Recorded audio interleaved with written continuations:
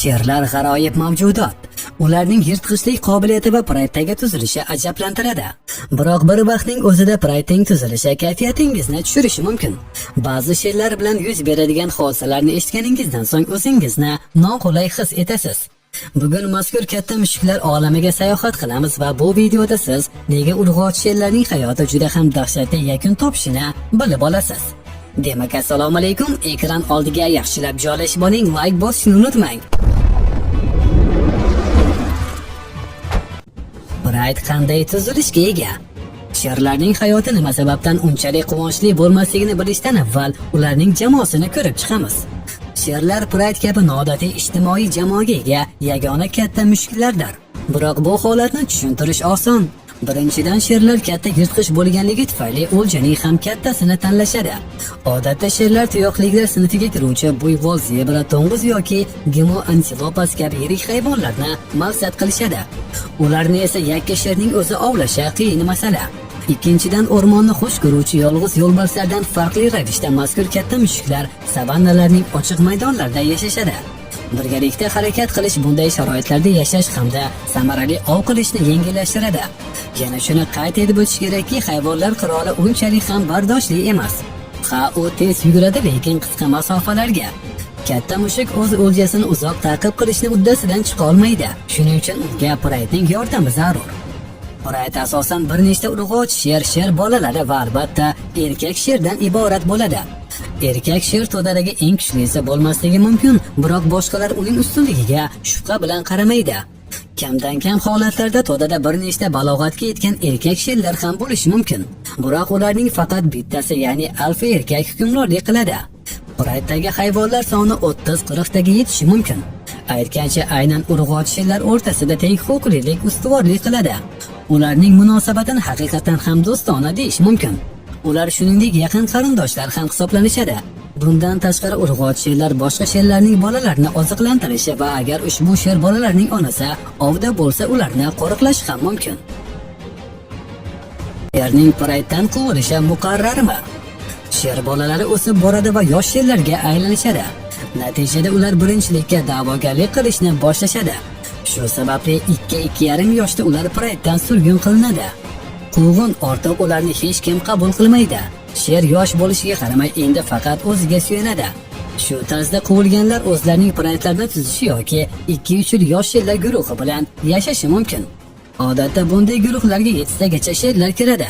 Bular aka-uka yoki jiyanlardir. Erkak sherlarning bunday og'ir hayoti qanday davom etadi? Sherlarning hayotida hamma narsa unchalik yaxshi va oson bo'lmasligi haqiqatmi? Afsuski, ha. Ammo umuman olib qaraganda, agar sherlar yosh va kuchli bo'lsa, ularning hayoti yomon emas.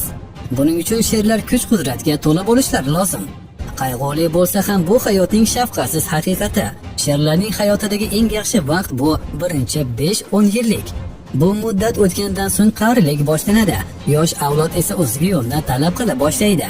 Sherni esa nafaqaga chiqish kutadi. Boshqachasiga aytish ilojsiz. Sherlar o'z xohishi bilan ketishni xohlashadi deb o'ylaysizmi? Albatta unday emas. Shunchaki nisbatan kuchliroq sher keladi va qat'iyatlik bilan nafaqaga chiqish kerak bo'lgan sherning ketishini talab qiladi. To'g'ridan to'g'ri aytadigan bo'lsak, uni 5-6 yoshlarda quvishadi. Pride'dagi shafqatsizlarcha quvilgan kuch va energiyaga to'la sher o'zining musibatdagi do'stlari bilan qaytadi.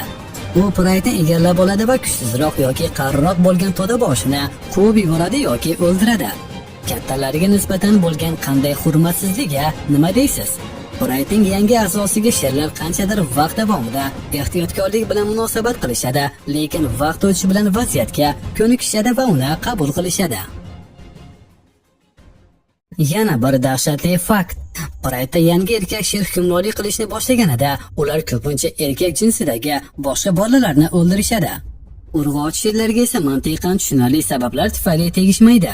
Axir ular sher bolalarining bo'lajak onalari hisoblanishadi. Ba'zida sherlarning harami oila boshsiz qoladi. Bunday hollarda urg'och sherlar uchun yagona yo'l yangi yetakchini kutishdir. Katta ehtimol bilan bu ota uyini tark etgan, ammo hali oilali bo'lmagan yosh va kuchli sher bo'ladi. Sher bolalarining taqdiri esa o'zgarmay qoladi. Sherlar bola asrab olishni amalga oshirishmaydi va oilaning yangi yetakchisi qiladigan birinchi ish o'zidan avvalgi sherning barcha bolalaridan qutulish bo'ladi. Shu tariqa ba'zi sherlarni haydab yuborishadi, boshqalar esa tom ma'noda qirolga aylanadi va shu tarzda yashashni boshlashadi.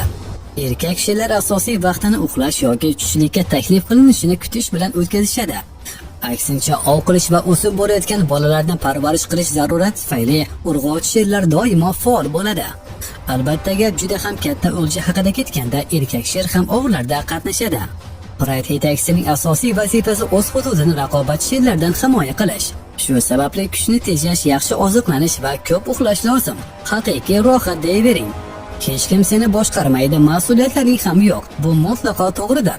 Chunki Pride'ning hududi 10 kvadrat kilometrga teng bo'lishi mumkin. Masalan, mana bu yerda 5 ta urg'ochi sher va 7 ta sher bolasidan iborat sher harama daryo bo'yida tinchgina dam olmoqda. Shu vaqtda ikkita daydi erkak sher sezdirmasdan ularga yaqinlashib kelmoqda. Sherlar urg'ochi sherlarni hududdan haydab yuborish va ularning o'ljasini olish uchun hujumga tashlanishdi. Tezda kuchli va och urg'ochi sherlar ularni daryoga qo'yib yuborishdi va o'zlarining o'ljasini yeyish uchun qaytishdi.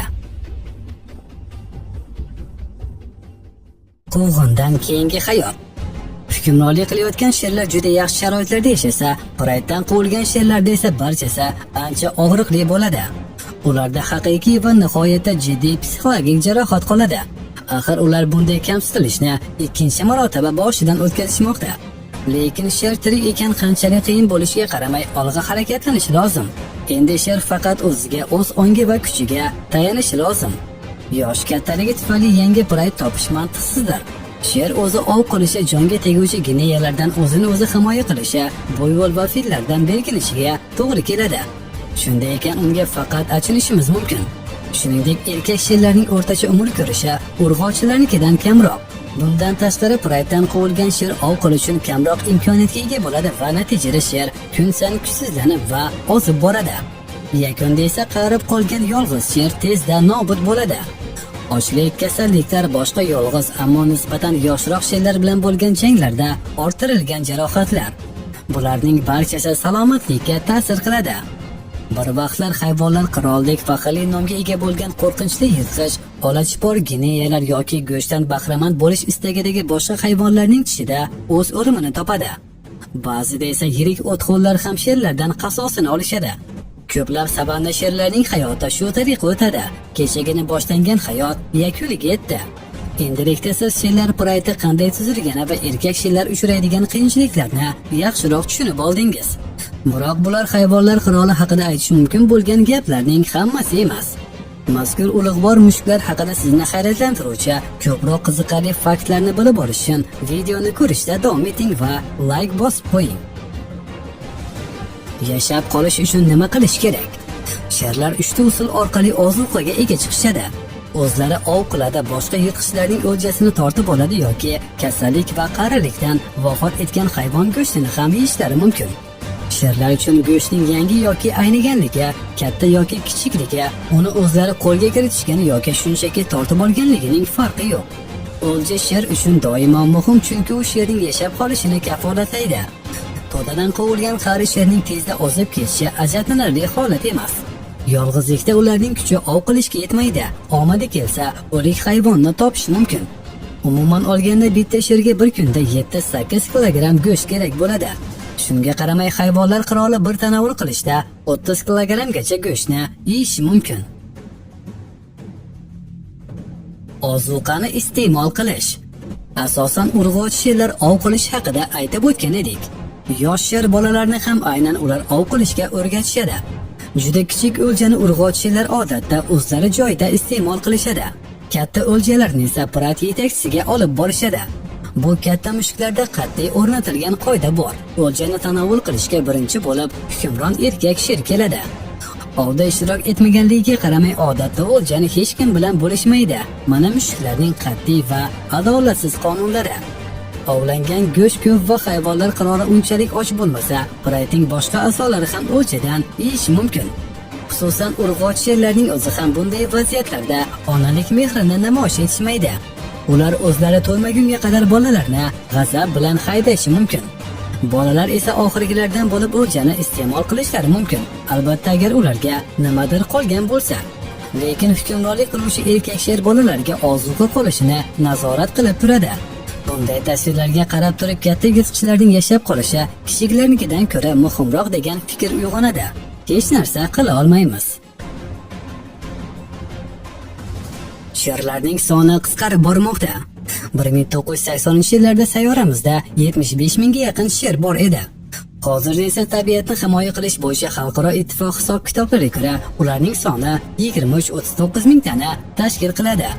Bunga ta'sir qiluvchi bir nechta omillar mavjud. Brakonerlik, ovchilik, ozuqa bazasining yetishmovchiligi va insonlarning sherlar istiqomat qiladigan hududlarga kirib borishi.